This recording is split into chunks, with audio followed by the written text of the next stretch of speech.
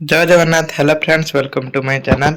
आज ये वीडियो रे हमें +3 सेकंड सेमेस्टर जोटा रोचे हमर SCC paper life skill education नो हमें सिलेक्शन 80 मार्क क्वेश्चन डिस्कशन करबा।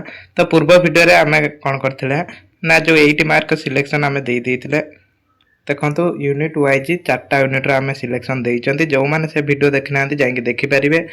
आ हमें सिलेक्शन दे साइला परे हमें पार्ट बाय पार्ट बा क्लास बाय क्लास गुटे गुटे करिके हमें सब जांको सिलेक्शन क्वेश्चन डिस्कशन करचंती। यूनिट 1 नो डिस्कशन करचंती, तापर यूनिट 2 रो भी डिस्कशन करचंती। जो माने से वीडियो देखनांती प्लेलिस्ट रे जाई देखनेबे। आज ये वीडियो रे हमें कोन करबा ना यूनिट 3 रो हमें गुटे क्वेश्चन डिस्कशन करथिले आत्म परिचालना पय प्रमुख जीवन कौशल गुडिक एटा हमें डिस्कशन करथिले। तो आज ये वीडियो रे कोन करबा ना आत्म सचेतन अर्थ गुरुत्व एटा लिखबे। देखंतु गुरुत्व पडिने जहाँ भी अच्छी ताको आवश्यकता पड़ने भी लिखा आप चलो। तो आज पढ़ा आत्म सचेतनतार अर्थ और गुरुत्व। तापर नेक्स्ट वीडियो समय परिचालना और आत्म सम्मान अर्थ आवश्यकता पढ़ीदबा। तो यही वीडियो रे आमे पढ़ा आत्म सचेतनतार अर्थ और गुरुत्व। तो चलते आ डेरी करबानी, आपण माने भी नोट करनियंतु कहीं एग्जाम बहुत पाखे आछि।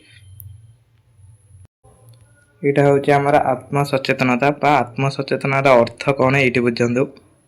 आत्म सचेतनता हूँ निजर दुर्बलता निजर शक्ति दुर्बलता मूल्यबोध अभिप्रेरणा को हृदयगम करें। जो आत्म सचेतनता कौन रोचे निजर शक्ति निजर दुर्बलता और मूल्यबोध और अभिप्रेरणा को हृदयगम करें माने जनाई थाए। एगुड़िक फलप्रद आत्म परिचालना मौलिक उपादान अटे। ये सब कौन ना गोटे फलप्रद आत्म परिचालना गोटे मौलिक उत्पादन। आत्म सचेतनता हूँ एक मनस्तात्विक गुण जहाँ निजक अधिक परिपूर्ण जीवन करिवारे साहाय्य करता है। यह कौन करता है ना निजक अधिक परिपूर्ण जीवन करिवारे साहाय्य करे। यह सामाजिक भावनात्मक शिक्षण का मूल दक्षता। यहाँ हूँ सामाजिक भावनात्मक शिक्षण मूल दक्षता। यह मध्य आवेग बुद्धि एवं एक प्रमुख अंश। यह एक प्रकार जीवन दक्षता जहा द्वारा यह गोटे प्रकार जीवन दक्षता। कोटा आत्म सचेतनता हूँ गोटे प्रकार जीवन दक्षता। यह द्वारा कौन निजको एवं निज प्रकृति को चिन्हट करबा। आमे निजको आ निज प्रकृति को चिन्हट करि पारंती। निजर शक्ति दुर्बलता इच्छा अनिच्छा को चिन्हट करबा। निजर जो रही शक्ति आ कोथिरे आमे दुर्बल अछंती आमर इच्छा कौन आमर कोटा अनिच्छा माने कोटा इच्छा नाही सेटा आमे चिन्हट करबा। आत्म सम्मान एवं आत्मविश्वास बाबद अवगत हवा। आत्म सम्मान बाबद एवं आत्मविश्वास बाबद आमे अवगत हवा। उत्तम आत्म सचेतनता उन्नत आत्म परिचालना आड़ को अग्रसर होता है। जोटा थाए उत्तम आत्म सचेतनता सेटा कौन करे ना उन्नत आत्म परिचालना आड़ को अग्रसर होता है। चाप गुड़िक और सेगुड़िक उच्च गुड़िक चिन्हट कलापर आम सेगुड़िक नियंत्रण करें। प्रथम आम चाप गुड़िक और सेगुड़िक उच्च चाप कौ गुड़ाक आमर चाप आउ कौ गुड़ाक तार उच्च से गुड़ा प्रथम चिन्हट करवा तापर आवेग को नियंत्रण करें। तापरे यह अंतर्दर्शन एवं फलप्रद उपरे गुरुत्व देता है। निजको देखि अति गभीरतम प्रवेश को जीवा और अंतर्दृष्टि लाभ करने यह दृष्टि देता है। तापरे व्यक्ति निजको केते स्थिति रे रही निज चिंताधारा भावना आचरण किपरि अन्य मानक प्रभावित करछि से विषय रे बुझी थाए। जने निजर चिंताधारा आ भावना आचरण किपरि अन्य मानक प्रभावित करुछि से विषय भी बुझी पारथाए। ताने एठी कहला आत्म सचेतन काहेकि गुरुत्वपूर्ण बा आत्म सचेतनतार गुरुत्व। जोटा हमर क्वेश्चन थिला आत्म सचेतनार अर्थ एठी हमें जानले।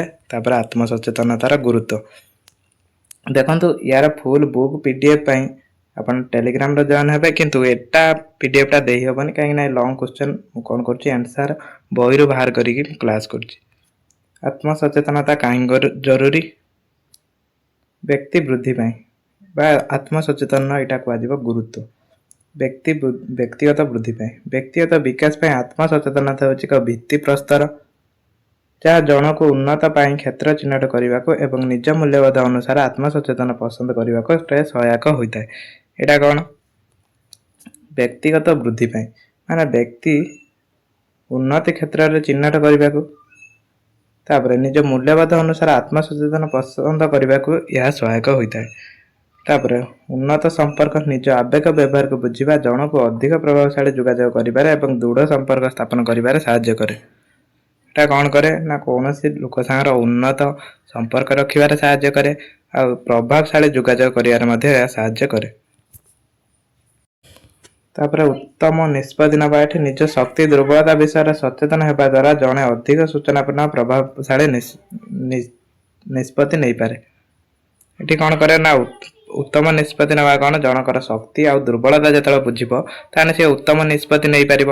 ଆମେ ଯଦି ଗୋଟେ କାମ କରିପାରିବାନି ତ ଆମେ ସେଟା କରତେ କାହିଁକି ଯିବା, ସେଇ ନିଷ୍ପତ୍ତିଟା ତ ଆମେ ନେବା, ସେଇଟା ହେଉଛି ଉତ୍ତମ ନିଷ୍ପତ୍ତି ନେବା। ତାପରେ ଆତ୍ମବିଶ୍ୱାସ ବୃଦ୍ଧି କରେ ହେଲା, ଆତ୍ମବିଶ୍ୱାସ ବୃଦ୍ଧି, ଯେଉଁଟା ଆମର ଆତ୍ମବିଶ୍ୱାସଟାକୁ ବି ଏହା ବୃଦ୍ଧି କରିଥାଏ। ଅଭିବୃଦ୍ଧି ଆତ୍ମଗ୍ରହଣ ଏବଂ ଆତ୍ମବିଶ୍ୱାସ ଭାବନା ଜଡ଼ିତ।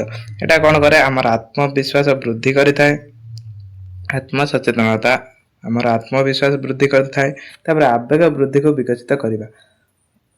ଆତ୍ମସଚେତନ ହେଉଛି ଆବେଗ ବୃଦ୍ଧି ଏକ ପ୍ରମୁଖ ଉପାଦାନ। ଏହା ଜଣଙ୍କର ଭାବନା ପ୍ରଭାବଶାଳୀ ଢଙ୍ଗରେ ବୁଝିବା ଏବଂ ପରିଚାଳନା ଭାବନାକୁ ଅନୁମତି ଦେଇଥାଏ।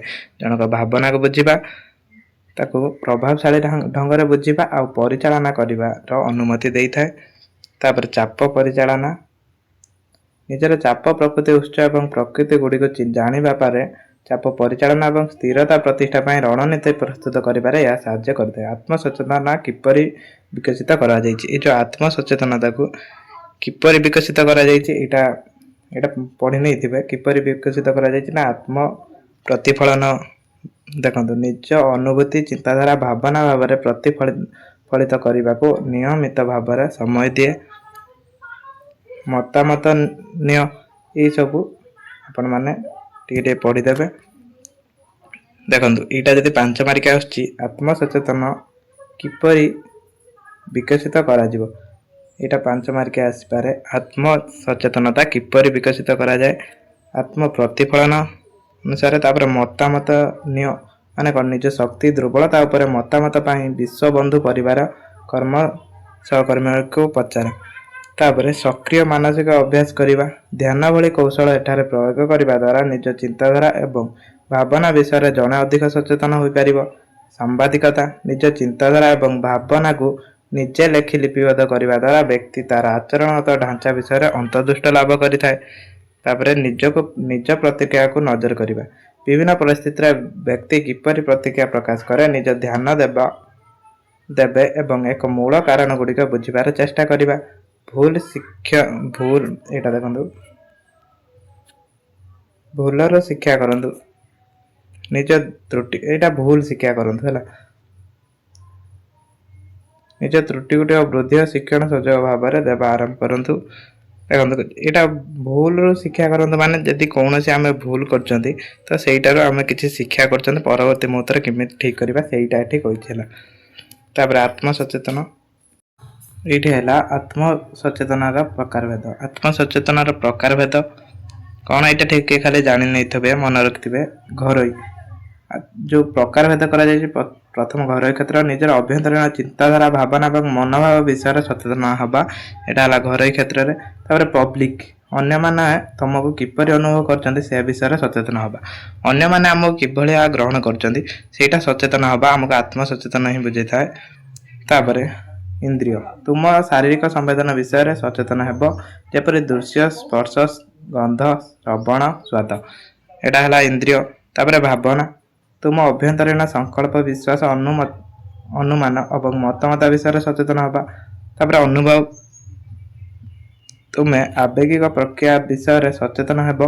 ତାପରେ ଇଚ୍ଛା, ନିଜର ଇଚ୍ଛା ବିଷୟରେ ସଚେତନ ହେବ, ଆମେ ନିଜର ଇଚ୍ଛା ବିଷୟରେ ସଚେତନ ହେଉଛନ୍ତି। ତାପରେ କାର୍ଯ୍ୟ, ତୁମର ଅତୀତ, ବର୍ତ୍ତମାନ, ଭବିଷ୍ୟତର ଆଚରଣ ବିଷୟରେ ଅବଗତ ହେବା। ତ ଏଇଠି ଆମେ ଆଜି ଗୋଟେ ଲଙ୍ଗ କ୍ୱେଶ୍ଚନ୍ ପଢ଼ିଲେ, ଯେଉଁଟା ହେଉଛି ଆମର ଆତ୍ମସଚେତନତାର ଗୁରୁତ୍ୱ ପଢ଼ିଲେ।